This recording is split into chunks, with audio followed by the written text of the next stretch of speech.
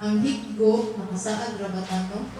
Kasi no, ipanguli niya, makatod sa uban nga wala diri, kasi na time makatod ko lang sa higgo no? Oo.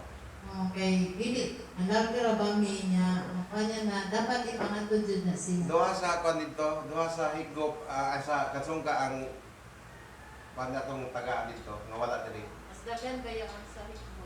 Sige lang, ang ginauray magpahimutan sa tanan. Kanya, salamat sa nadiri. After sa atong simba, mga unta, actually nagluto na padaan. Inito na lang na niya, sabaw na lang dayon na noodle soup with egg. Mama na dayon tandan. After mag-distribution na, dayon ano ba ta, Pastor? Napay discipleship? Wala na kay diretso na tagpuan katong nila. Oo, yung mga hatod na di ay. Higop. Na siya. Eh, basibulan. So, okay na, wala na kayo announcement. Wala na. Sige, ako kaya yung tanan sa pagtindog. Salamat dahil ni Dudong Jules. Salamat sa Ginoo. Kani among mga bata diri.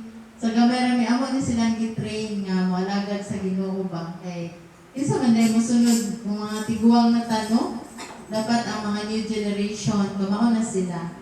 So, if you're interested, dali magtugtog guitar, nag-pray po ta, makapalit ang piano, muna itong target karon nga mga adlaw. So, makumpleto na ni nanay guitar, nanay piano, nanay singan na.